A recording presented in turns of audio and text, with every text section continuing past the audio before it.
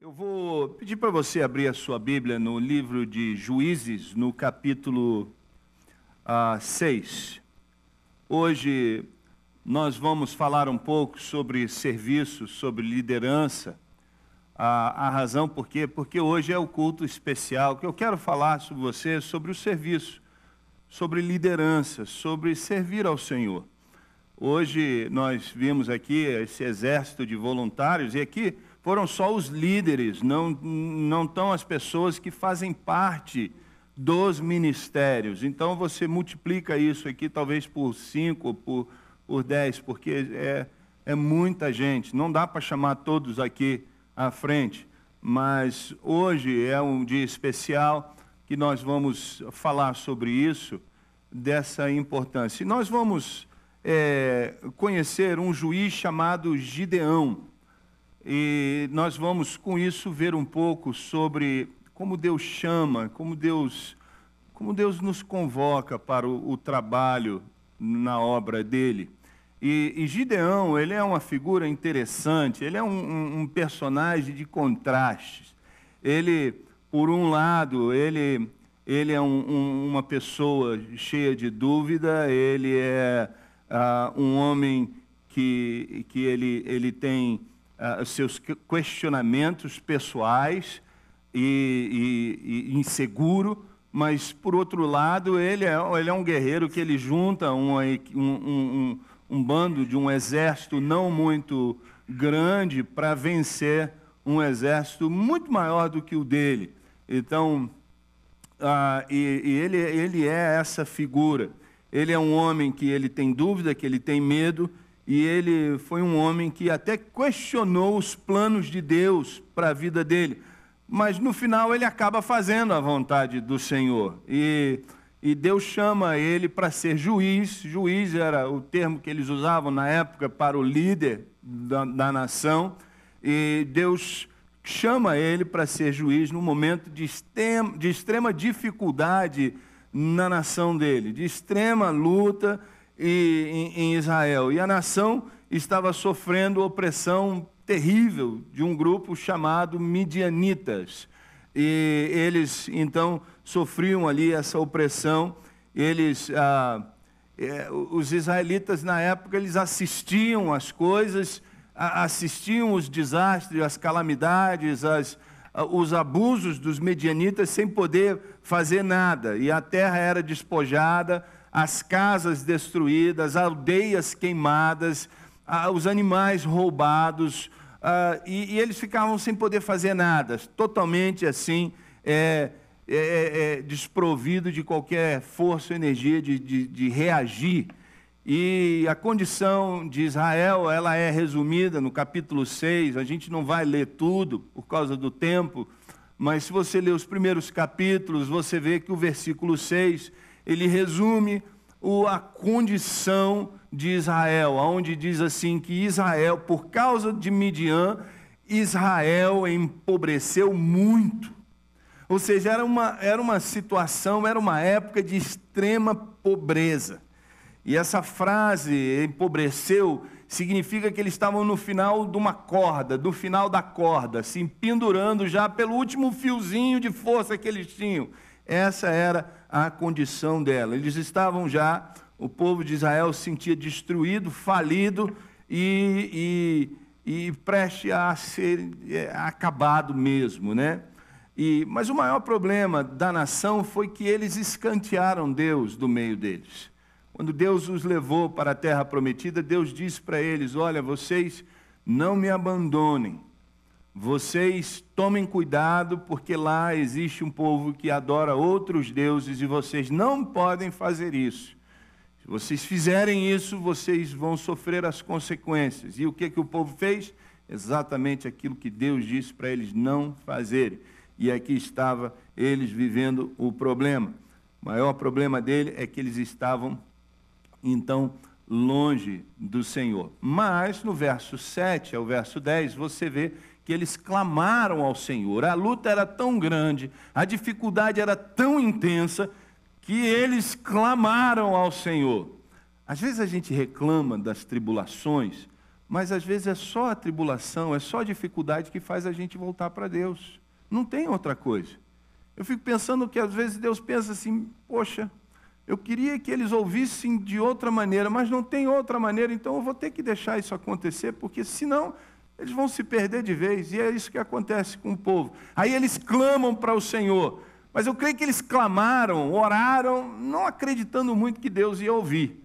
Porque às vezes a gente faz assim, a gente quando está na moenda, quando a gente está na berlinda ali sendo espremido, né?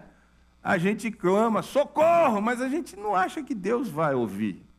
A gente diz, pastor, ora por mim, mas sei lá, é uma coisa assim meio que dita sem muito entendimento. E eu acho que eles oraram assim, não achando que Deus ia ouvir, mas Deus ouviu. Deus sempre ouve. A palavra de Deus diz, todo aquele que invocar o nome do Senhor será salvo. E o povo clama, e Deus então envia um profeta. Deus primeiro envia um profeta, porque Deus tem uma mensagem para o seu povo. Deus tem uma mensagem para você nesta manhã. Deus envia um profeta para falar para eles o motivo que eles estavam naquela situação. E o profeta diz, olha, vocês estão assim porque vocês abandonaram o Senhor. Agora arrependam-se, porque Deus vai fazer algo novo no nosso meio. Então, Deus manda um profeta e Deus levanta um homem para ele usar, para livrar ele, o povo, daquela situação. E esse homem é Gideão. É esse homem que a gente vai ouvir, vai estudar a vida dele hoje, porque eu tenho certeza que Deus está levantando pessoas, homens, mulheres, jovens e crianças ainda hoje, para fazer a diferença no nosso meio. Quem sabe você hoje não ouve a voz do Senhor e responde ao chamado de Deus para a sua vida. Então, eu quero ver com você esse personagem muito interessante, porque em Gideão, honestamente falando, eu vejo um pouco de mim na vida de Gideão. Talvez você vai ver um pouco de você também na vida dele. Eu quero começar mostrando para você as circunstâncias em que ele estava vivendo, as circunstâncias de Gideão. No verso 11, se você ler o verso 11, você está com a sua Bíblia aberta em Gideão, capítulo 6, você está aberto aí, amém? Está ligado no seu aplicativo? Amém. Então, e no verso de número 11, você vai ver aí que a palavra de Deus diz assim, que então o anjo do Senhor veio e sentou-se sobre a grande árvore de Ofra, que pertencia ao abiesrita Joás. Gideão, filho de Joás, estava malhando trigo num tanque de pressar uvas para escondê-lo dos midianitas. Está vendo aí o que Gideão está fazendo? Gideão, ele está escondido, ele está malhando trigo num lugar de pressar uvas. É interessante que esse verso 11, ele nos diz um pouco mais a respeito da situação em que eles estavam vivendo. Se você olhar o verso 1 até o verso de número 6, você vai ver a história ali da situação deles, que eles estavam realmente numa crise muito grande. Eles estavam vivendo uma perseguição tão severa, tão cruel, que eles tinham que fugir das aldeias, das cidadezinhas, dos vilarejos, e eles tinham que se esconder nas montanhas, em cavernas. Eles cavavam cavernas, eles abriam buracos para poder se esconder ali dentro dos midianitas. E eles então estavam vivendo esse momento de crise. Por quê? Tudo que eles plantavam, os midianitas e os outros povos vinham e roubavam deles na época da colheita. Imagina você faz uma hortinha com as suas verdurazinhas lá, suas coisinhas, e quando chega na hora de colher, vem o vizinho e rouba tudo que você tem. Já pensou, você tem lá a sua vaquinha, a sua ovelhinha e tal, e na hora que você vai tirar o leite, que você tira o leite, o cara vem e rouba tudo que você tem, e não leva só o leite, leva a vaca junto também? Essa era a situação. Essa era a situação daquele povo. Eles estavam vivendo essa crise terrível. Mas, de alguma forma, a família de Gideão conseguiu esconder um pouco de trigo. Esconder um pouco de trigo, e aí o texto diz que Gideão pega e ele vai para o lugar de prensar uvas, para malhar o trigo. E é interessante que na época O trigo ele não era malhado no lagar, ele era malhado na eira. O lagar era o lugar de fazer o vinho. Era um tanque, né, onde botavam as uvas e eles pisavam, e aí o suco descia e ia para um outro compartimento. O trigo ele era feito na eira. A eira geralmente era num lugar aberto, mais alto, arejado, onde o chão era bem duro. E eles usavam então um animal, uma vaca, um touro, para puxar um trenó bem pesado, e o trenó ele ia esmagando, quebrando o milho, o trigo, e depois o vento soprava a palha e só ficava os grãos. E era feito num lugar bem aberto, bem exposto, onde o vento passasse. Esse não era o caso. Gideão não podia ir para lá, ele tinha que ficar escondido, porque se ele colocasse a pouca quantidade de trigo que ele tinha num lugar muito aberto, as pessoas, os midianitas iam vir e iam roubar. Então, isso mostra que a situação deles era precária, era uma situação, era um tempo de extrema pobreza.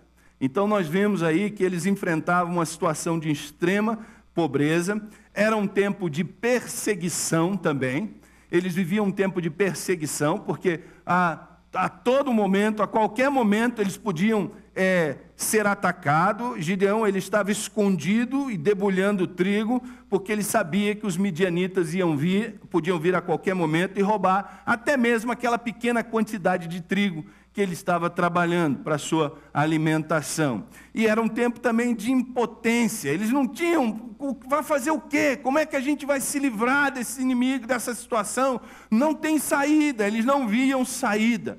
Eles viviam num tempo de total impotência. Verso 2 diz que os israelitas fizeram para si esconderijo nas montanhas, nas cavernas e nas fortalezas. Eles viviam escondidos. E a gente se esconde por quê? Porque tem medo, porque está fugindo. E eles assim estavam, nesse sentimento de impotência. E deixa eu dar uma palavra de encorajamento para você. Às vezes a gente se sente dessa mesma forma. Às vezes eu penso que a gente também está vivendo em tempos difíceis, vivendo em dias em que há incerteza econômica. Nós vemos pessoas, às vezes, passando por dificuldades financeiras. Há lutas, sem trabalho, sem meios de conseguir sustento. E, às vezes, o desespero começa a bater a porta.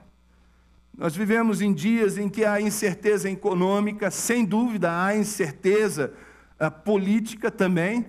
A gente olha o campo político, não só do nosso Brasil, mas também aqui na América, a gente olha e diz, Senhor, o que é que está acontecendo? Não há credibilidade, parece que não há seriedade. E a gente vê o campo político também sofrendo uma crise grande.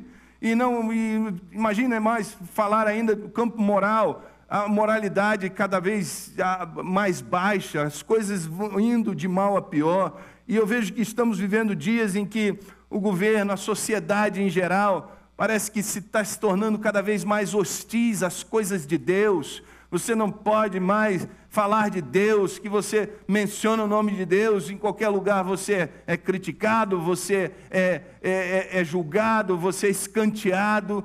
A liberdade de falar das coisas de Deus tem se limitado cada vez mais. Eu vejo que parece que a gente vive um momento também de falta de energia, de falta de poder espiritual no meio do povo de Deus.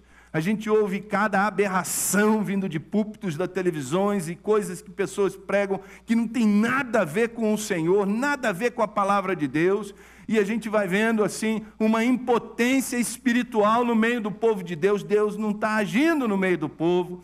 E eu vejo que parece que estamos vivendo nos dias de Gideão, dias de tremenda crise, dias de tremenda pobreza e de dificuldade espiritual também no nosso meio. E aí também eu quero ver com você agora a comissão de Gideão, mas no meio dessa crise toda, Deus decide enviar um homem para salvar o povo daquela situação. E Deus, então, no verso de número 12, nós vimos a comissão, que diz aí o verso de número 12, então o anjo do Senhor apareceu a Gideão e lhe disse: o Senhor está com você, poderoso guerreiro. Interessante, queridos, que o povo orou meio pensando que Deus não estava ouvindo, e Deus ouviu, e Deus envia uma mensagem, Deus envia um profeta, e Deus levanta um homem naquela circunstância. Interessante que Gideão estava escondido, o texto diz que ele estava malhando trigo escondido do inimigo, mas o Senhor sabia exatamente aonde ele estava. Os midianitas podiam não saber onde Gideão estava, mas Deus sabia exatamente onde ele estava. O anjo do Senhor aparece e diz para ele: o Senhor é contigo, o Senhor está com você, poderoso guerreiro. Interessante, queridos, que o texto diz que o anjo do Senhor apareceu. Esse anjo não era um anjo qualquer. Não era Gabriel, não era Miguel e nenhuma outra hoste celestial. O anjo do Senhor era nenhum outro senão o próprio Senhor Jesus Cristo. A palavra de Deus, quando menciona o anjo do Senhor, isso é o que os estudiosos chamam de uma teofania. Teofania são aparições físicas de Deus para o homem, quando Deus toma forma física e se revela ao homem. E existem várias passagens na Bíblia, né, em que nós podemos observar uma teofania. Nós podemos ver isso quando Deus aparece para Adão no jardim do Éden, ele aparece na pessoa de Jesus Cristo, é uma teofania. Quando ele se revela a Abraão, em Gênesis 18, onde Abraão vê 3 seres vindo e param na porta da sua tenda, aquele terceiro ser que fica com Abraão na porta da tenda é o anjo do Senhor. Então, nós vimos que é a aparição, porque é interessante que a gente às vezes não presta atenção, mas Jesus Cristo ele já existia antes dele nascer em Belém, porque ele sempre foi e ele sempre será, entende? Ele diz: aquele que era verbo se fez carne e habitou entre nós, né? Então, nós vimos o anjo do Senhor aparecendo para Abraão, aparecendo para Agar no deserto, aparecendo para Jacó no riacho de Jaboque, para Moisés na sarça ardente, para Balaão em Números 22, aparece para Josué em frente a Jericó, o anjo do Senhor aparece ali também para ele. Então, queridos, nós vimos várias aparições, e o anjo do Senhor aparece para Gideão naquele dia. Mas Gideão não sabia que era o anjo do Senhor. Gideão ainda, a ficha não havia caído de que era o Senhor que estava falando com ele. E a gente vai ver isso daqui a pouco. Então, é interessante, né, que ninguém sabia onde ele estava, mas o Senhor sabia onde ele estava. E o Senhor também sabe aonde está você nesse exato momento, né? Mesmo quando Gideão não tinha conhecimento disso, Gideão não tinha conhecimento das coisas que estavam acontecendo, mas Deus, ele estava com ele, Deus estava observando ele, Deus estava planejando para a vida dele, Deus estava trabalhando na vida dele, mesmo quando Gideão não estava percebendo. Sabia que Deus pode estar fazendo a mesma coisa com você hoje? Gideão não sentia, mas Deus já estava com ele. O Senhor disse: o Senhor é contigo. Muitas vezes a gente anda desapercebido, mas o Senhor tem os seus olhos sobre nós. Você precisa saber que é interessante, né? Que quando o Senhor chega para ele e diz para ele: você, Gideão, e chama ele de poderoso guerreiro, o que ele está dizendo? Quando ele diz assim: vá, você aí, Gideão, você é um poderoso guerreiro. Sabe o que ele está dizendo? Ele está dizendo: a minha força está com você. A minha força, Gideão, está com você. E é interessante, queridos, que, novamente, ele não sentia a força. Ele não tinha a percepção de que Deus já estava com ele. Ele não sentia, ele não via, mas Deus já estava dando para ele a força do Senhor. Interessante, queridos, que eu acho que isso acontece, e quando Deus diz para ele: você é poderoso guerreiro. E é interessante, amados, que Deus conhece você muito mais do que você conhece a você mesmo. Deus conhece você mais do que qualquer outro ser na face da terra. Quando você for para casa, você lê o Salmo 139, e você vai ver o quanto Deus conhece a gente. Ali no Salmo 139 diz o texto assim, que Ele conhece o teu sentar, Ele conhece o teu levantar, Ele sabe quando você se deita, Ele sabe quando você se levanta. A verdade, Ele sabe até as palavras que você ainda não colocou para fora da sua boca, Ele já sabe. Aliás, o texto diz lá em Salmo 139, que Ele te formou no ventre da sua mãe, e Ele já te conhecia antes de qualquer um te conhecer. Ele já te conhecia antes da tua mãe saber que estava grávida de você. Ele já te conhecia, o texto diz. Deus conhece. Agora é interessante, querido, que muitas vezes, se você é como eu, quando você olha no espelho, você se vê no espelho, você olha para uma pessoa que às vezes perde muito mais do que ganha.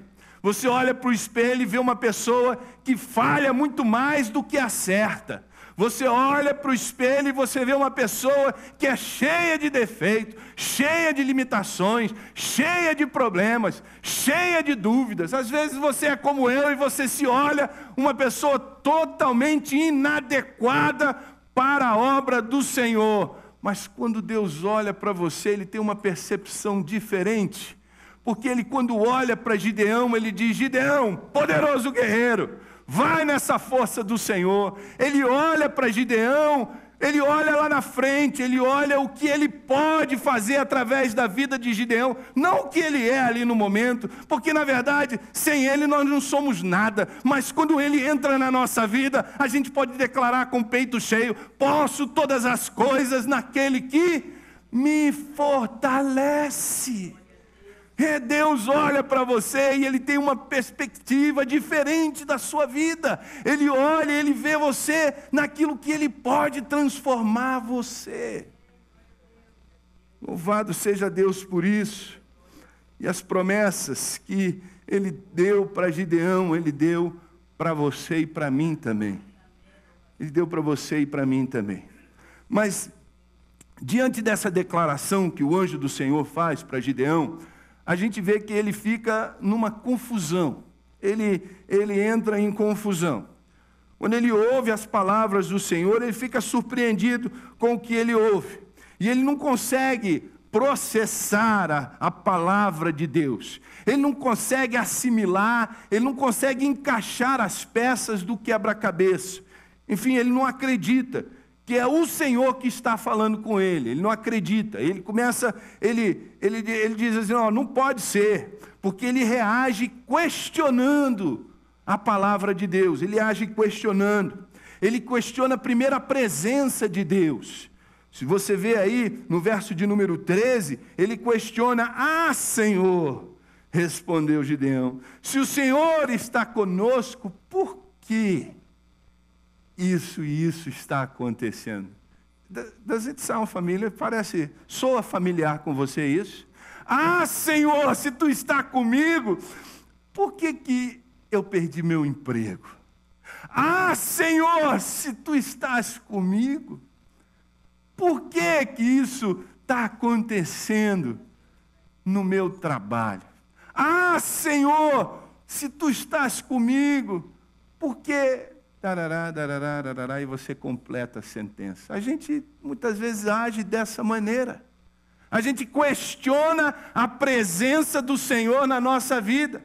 Porque Deus se revela para ele e ele diz: Senhor, olha, se o Senhor está conosco, não era para a gente estar sendo perseguido desse jeito. Se o Senhor está conosco, não era para a gente estar escondido numa caverna qualquer. Se o Senhor está conosco, era para a gente estar no palácio.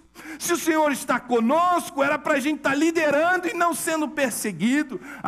Senhor, se tu realmente estivesse conosco. Ele começa a questionar a presença do Senhor. Ele diz: nós deveríamos estar experimentando vitórias e não derrotas, Senhor. Ele questiona também os feitos de Deus. Verso de número 13, a segunda parte. Ele diz assim: olha, onde estão todas as suas maravilhas que os nossos pais nos contam, quando dizem: não foi o Senhor que nos tirou do Egito? Mas agora o Senhor nos abandonou e nos entregou nas mãos dos midianitas. Sabe o que ele está fazendo? Ele está culpando Deus por causa dos problemas dele. Olha, muitas vezes eu vejo que a gente faz a mesma coisa. A gente começa a culpar Deus por coisas que nós fizemos. E ele diz assim, ele questiona os feitos de Deus, dizendo, Deus, se tu estás conosco, cadê os feitos, os milagres que a gente ouve os nossos pais contarem para a gente? Já faziam 250 anos que o mar tinha se aberto para o povo passar, quando saiu do Egito. 250 anos! Havia 200 anos passados já que o rio Jordão se abriu para eles entrarem na terra prometida. Haviam passados 200 anos desde que caiu a última porção de maná do céu. E ele está dizendo, cadê os teus feitos? Cadê os milagres do Senhor? Ele começa a questionar os feitos de Deus. O que é que Deus, o Deus que realizou milagres no passado, aonde que está? Ele questiona também a percepção de Deus. Verso 14 e 15. Ele começa a questionar essa percepção de Deus. Quando o Senhor ouve as perguntas de Gideão, o Senhor responde dizendo para ele assim, olha, com a força que você tem, vá libertar Israel das mãos dos midianitas. Não sou eu que o está enviando? Deus diz assim, olha, eu estou enviando você. Você é a solução do problema, Gideão. E você vai ser bem-sucedido nessa missão. E o que é que Gideão responde? Verso de número 15, novamente. Ah, Senhor. Diga comigo assim. Ah, Senhor. Ele está dando uma desculpa. Ah, Senhor, não pode ser. Olha o que ele diz. Como posso libertar Israel? Meu clã, a minha família, é a menos importante de Manassés. E eu sou o menor da minha família. Ah, Senhor, a minha família, olha, é a menos importante. Ninguém vai prestar, nós somos pobres, nós somos desconhecidos, nós não temos nome popular, nós não temos, olha, o senhor está equivocado, porque a minha família não é essa família que o senhor está procurando, porque ela é a menos importante. E, aliás, eu, da minha família, sou o menor de todos.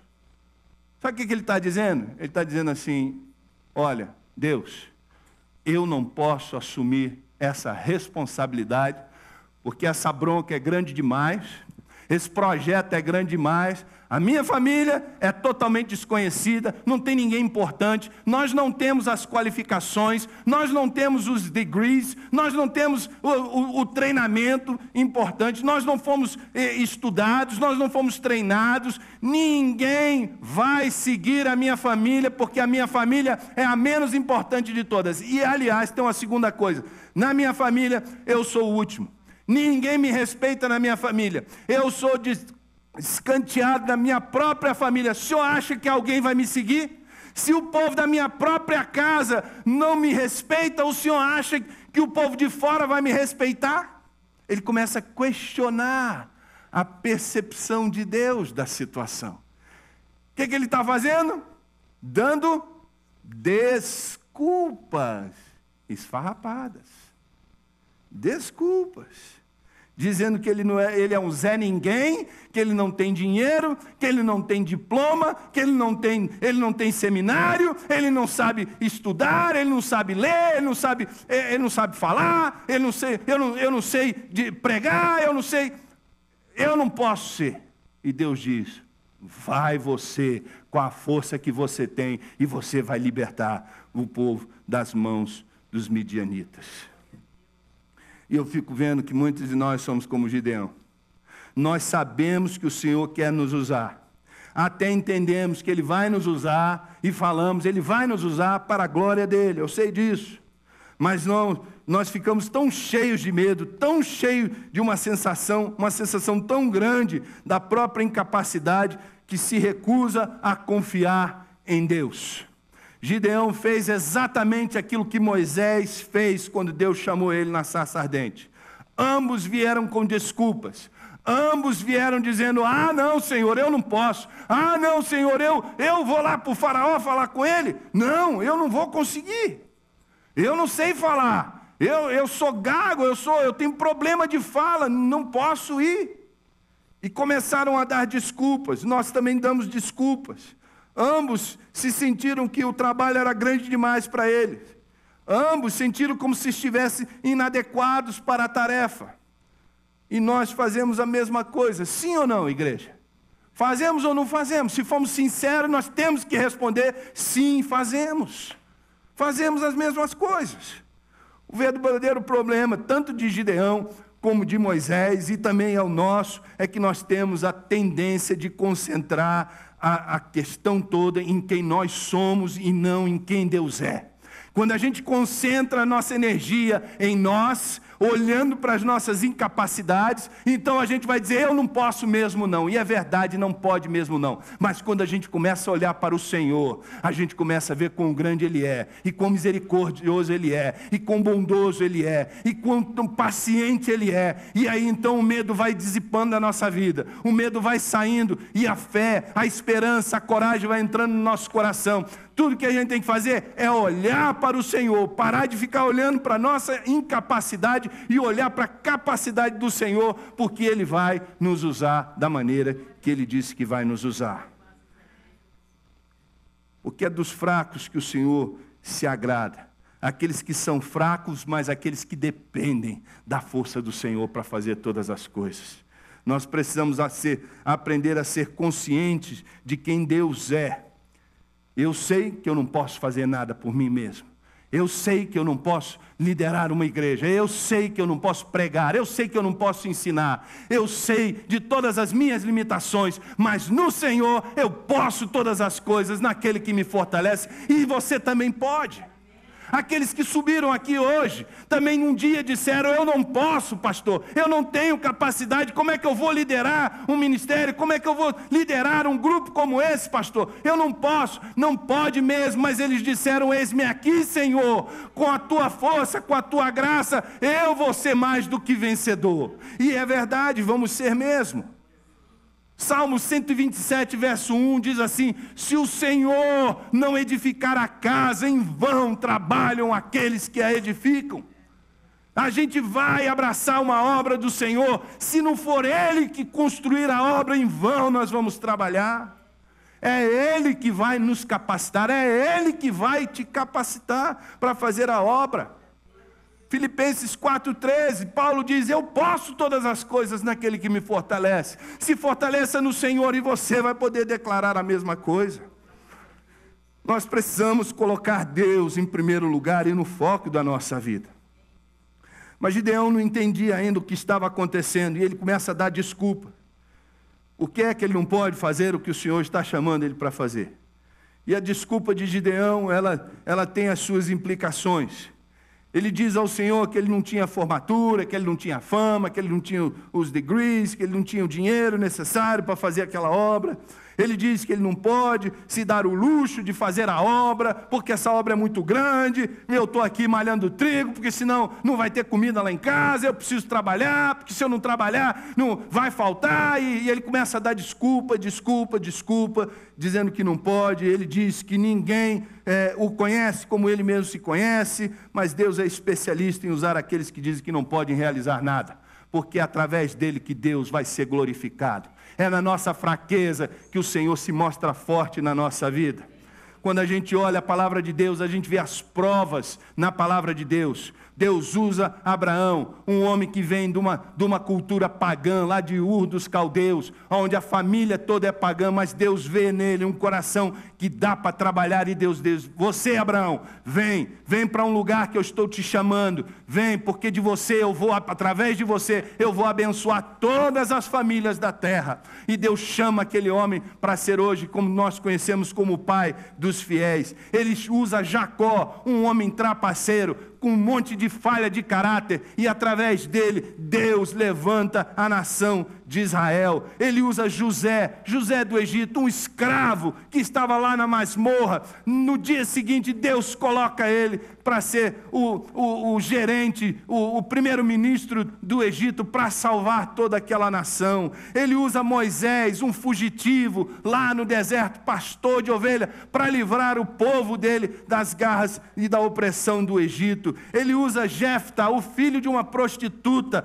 para ser o libertador de Israel. Ele usa Saulo de Tarsos, o perseguidor da igreja, para escrever 2/3 do Novo Testamento. Ele usa Pedro, um pescador, boca suja, para ser o pilar da igreja. Ele pode usar você. Ele pode usar você. Ele pode usar você. Você só tem que dizer: eis-me aqui, Senhor. Usa-me a mim. É assim que Deus faz. Ele usa aquele que quer colocar o coração na presença dele. E eu desafio você nesta manhã a parar de dar desculpas sobre por que você não pode fazer a obra que o Senhor chamou você para fazer. Eu desafio você a colocar de lado o seu medo, a sua incapacidade que você acha que não tem. Eu convido você a deixar suas dúvidas de lado e confiar no Senhor para fazer uma obra grande na sua vida. Porque eu digo para você a verdade.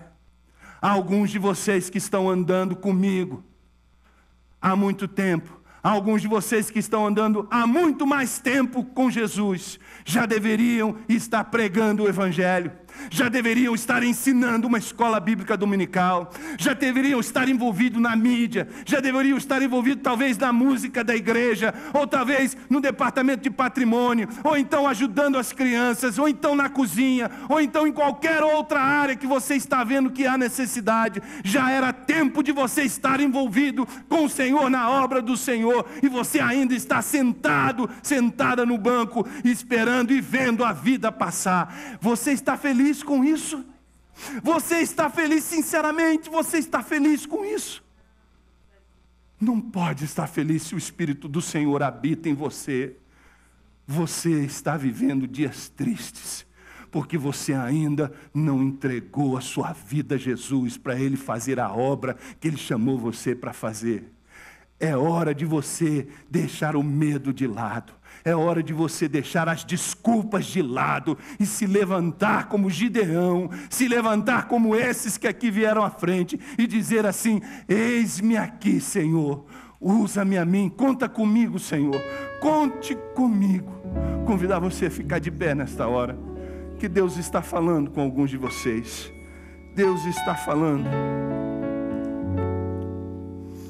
Quando a gente olha de fora para a vida de Gideão, a gente olha assim e diz assim: esse aí não vai dar para muita coisa. Cheio de medo, cheio de dúvida, cheio de questionamento, com a autoestima lá embaixo. Esse aí não vai dar para muito. Mas a gente vê a história de Gideão, que quando ele se dá conta que é o Senhor que está falando com ele, ele diz: Senhor, espera aqui que eu vou em casa preparar uma oferta para ti. Se for realmente tu, Senhor, que está falando comigo, tu me aguarda aqui. E o Senhor diz: vai, prepara a tua oferta que eu vou esperar você aqui. Olha como Deus é gracioso.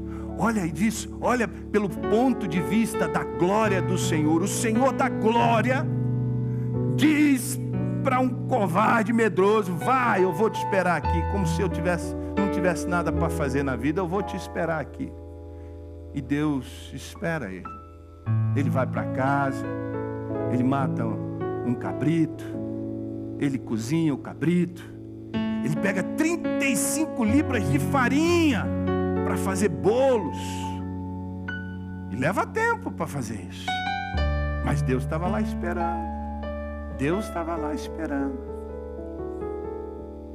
Eu fico pensando, será que Deus não está esperando você hoje? Deus diz assim: eu estou te esperando. Eu estou te esperando. Gideão volta, traz a oferta, e o Senhor diz para ele: Gideão, coloque a sua oferta aqui nessa pedra. E ele colocou. Ele derramou o molho, onde ele cozinhou o cabrito, em cima. Colocou os pães, os bolos lá. E o Senhor veio com o cajado e tocou na oferta. Quando o cajado toca na oferta, o texto diz que fogo saiu da rocha e consumiu a oferta. Aquilo foi um sinal de que o Senhor havia aceitado a oferta. Um sinal de que Gideão havia sido aceito na presença do Senhor. E naquela hora Gideão diz assim: meu Deus, era o Senhor que estava aqui, eu não sabia, eu vou morrer. Ele se dá conta de que era Deus falando com ele naquele dia. Ele pensa que vai morrer, mas o Senhor diz: Gideão, você não vai morrer. Paz seja com você, não tenha medo, você não morrerá. Eu digo para você, meu querido amigo, minha irmã, não tenha medo, você não morrerá. Deus irá dar a vitória para você, porque a sua vitória é a vitória de Deus.